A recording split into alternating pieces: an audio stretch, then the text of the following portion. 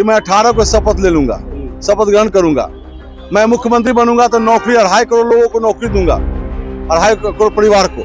क्या मतलब है? फंस चुके हैं तेजस्वी यादव, इसलिए उनके घर में अब शांति नहीं रहेगी। जिस दिन उनकी बहू, उनके उस घर की बहू रोते हुए निकली थी, उसका भी श्राप कहीं न कहीं लगेगा उस परिवार को। जो करते हैं ठीक ही करते हैं। एक बार बहू रो के गई, अब बेटी रो के जा रही है। अपने आप में सुधार लाए ताकि जिस समाज के आते हैं उस समाज का संस्कार नहीं गिरे, समाज के संस्कार को बढ़ाने का काम करें।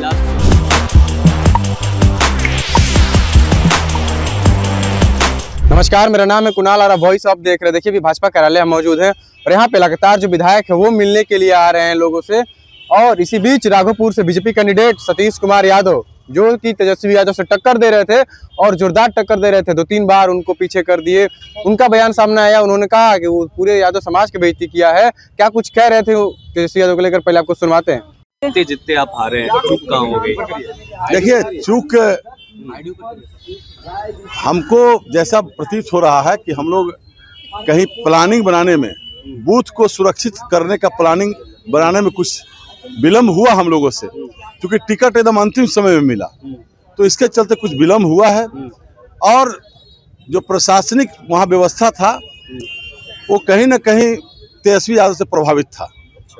चुनाव के वक्त जो आयोग का भी निर्देश रहता है और पार्टी का भी रहता है कि जो पहले से वहाँ बैठे हुए हैं उनको चेंज भी किया जा सकता है। तो थोड़ा बहुत जो 4-5 पंचायतों में ज़्यादा पोलिंग हो गई है, वहाँ हमारे कार्यकर्ता या पोलिंग एजेंट जो है सजगता के साथ सुरक्षा करने का काम में कहीं न कहीं कोताही बरती गई है। हो गया, कहीं जातीय तनाव का वो ना हो, कहीं किसी जाति विशेष का ज़्यादा संख्या है तो वहाँ पर वो झगड़ा लड़ाई के चलते भी चुप हो जाता है लोग। तो कहीं ना कहीं होता है, कुछ हुआ है चुप। लेकिन मुझे खुशी है कि मैं हार गया तो क्या हुआ, राघोपुर हार गया तो क्या हुआ, पूरे बिहार में महागठबंधन का सुपड़ा साफ हो गया। 202 के भारी बहुमत के साथ एनडीए सरकार बनाने जा रही है। इतनी जो सीटें हासिल हुई है सर, 202 सीट, तो ये जितने भी विपक्षी पार्टियां हैं यहाँ बिहार के छोड़कर, मतलब भारत लेवल पे भी सारे लोग ये बात कर रहे हैं इसमें कहीं ना कहीं चुनाव आयोग की संलिप्तता है। कुछ नहीं, चुनाव आयोग निष्पक्षता के साथ काम की है। SIR जब हुआ निष्पक्षता के साथ हुआ। अब चुनाव के समय वोटिंग कराने के लिए देखते ही आप, हर पार्टी पोलिंग एजेंट बैठाते हैं, हर पार्टी अपना रणनीति तैयार करते हैं, लेकिन उसके बावजूद जहां उनके समर्थकों का संख्या ज़्यादा रहता है वहाँ लीड करते हैं, जहाँ समर्थक कम है वहाँ कुछ वोटों से वो लूज भी करते हैं, चाहे बराबरी करते हैं। तो अगर आयोग पर कोई उंगली उठा रहा है तो उनका काम है, वो कभी भी बिहार को बनाने का काम नहीं करते हैं। केवल बिहार में भय का माहौल, असमंजस की स्थिति, भ्रम की स्थिति पैदा करना चाहते हैं। अब चुनाव रिजल्ट होने के बाद 122 का आंकड़ा पार करते, तब न कहते कि हम 18 को 20 को शपथ लेंगे। तो पहले ही कहते चुनाव के पीरियड में कि मैं 18 को शपथ ले लूंगा, शपथ ग्रहण करूंगा, मैं मुख्यमंत्री बनूंगा तो नौकरी 2.5 करोड़ लोगों को नौकरी दूंगा, 2.5 करोड़ परिवार को। क्या मतलब है? केवल जनता के बीच झूठ परोसिएगा, झूठ का पुलाव परोसिएगा तो कहीं ना कहीं कुछ जनता गुमराह हो जाती है। राघोपुर में ही हुआ, लेकिन पूरे बिहार में हमारी जो जीत हुई है, लोग सजगता के साथ उनकी बातों को नकारा है और उसका प्रचंड बहुमत की सरकार बन रही है। वो कह रहे हैं कि महिलाओं को 10,000 घूस देकर वोट लिए है एनडीए सरकार। भाई, तो महिलाओं को, जीविका दीदी को जो मिला वो घूस कैसे कहा जाएगा? महिला जीविका दीदी का गठन तो पहले से हो चुका है। नीतीश जी की प्राथमिकता है थी कि हम महिलाओं को सशक्त करेंगे, महिला सशक्तिकरण का दौर चल रहा है, महिला को मजबूत करेंगे। गाड़ी का 2 चक्का है, 1 चक्का महिला, 1 चक्का पुरुष। अगर 1 चक्का कमजोर रहेगा तो कहीं से भी आपका घर मजबूत नहीं होगा। इसके तहत नीतीश कुमार जी ने महिलाओं को सशक्त करने के लिए, उनको अपने पैरों पर खड़ा होने के लिए, अगर जीविका दीदी को 10,000 रुपया दिया है, उसके बाद समीक्षा करने के बाद जो रोजगार खड़ा करेंगे उनको 2 लाख रुपया और मिलेगा। ये 2 लाख और घोषणा किया हुआ है।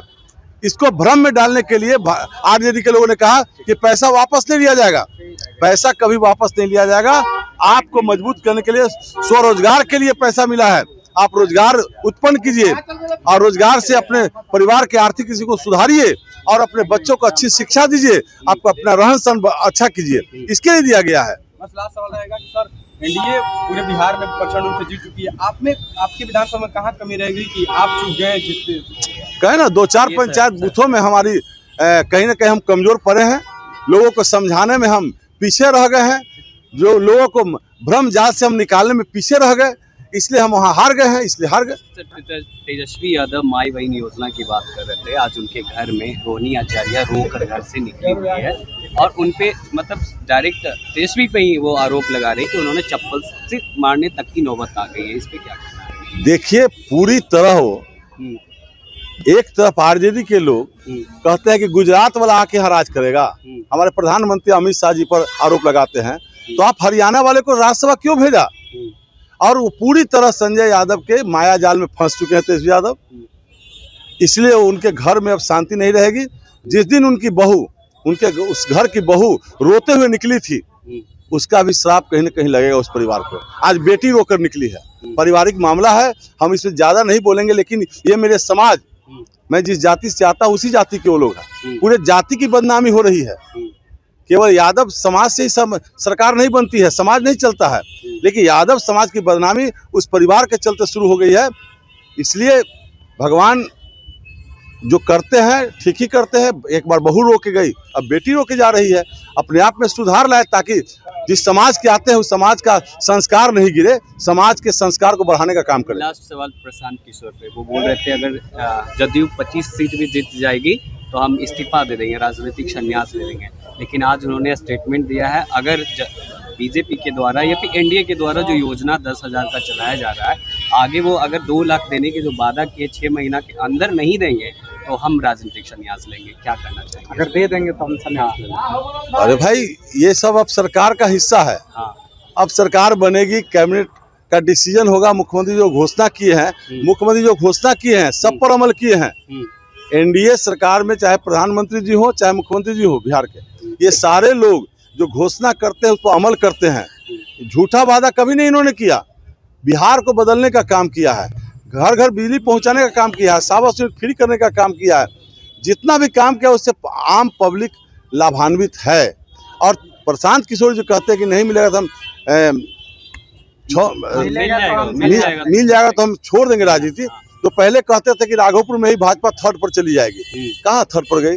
भाजपा तो सेकंड हुआ, 1,04,000 वोट आया। तेजस्वी जी की बात वही है। दोनों जो युवा नेता अपने आप को बनते हैं, दोनों बड़बोलेपन है, केवल बड़ी बड़ी बात बोलते हैं। तेजस्वी जी को अपने 9वां फेल है, उनको अर्थशास्त्र का ज्ञान नहीं है।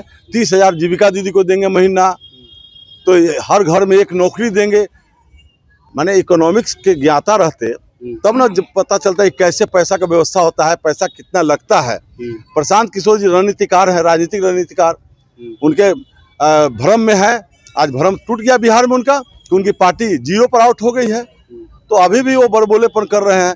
तो राजनीति में जिंदा रहना है तो बोलते रहिए, जनता समझ चुकी है आपकी बात को। तो सुना आपने क्या कुछ कह रहे थे सतीश कुमार यादव की पूरे यादव समाज का जो है वो बेइज्जती कराए तेजस्वी यादव, और बिहार की जनता समझ चुकी है कि किसको वोट देना है और किसको सत्ता में लाना है। क्या कुछ कह रहे थे सतीश कुमार यादव, आपने सुन लिया तो बस हमारे चैनल को सब्सक्राइब करें, इस पेज को लाइक करें। बहुत बहुत धन्यवाद।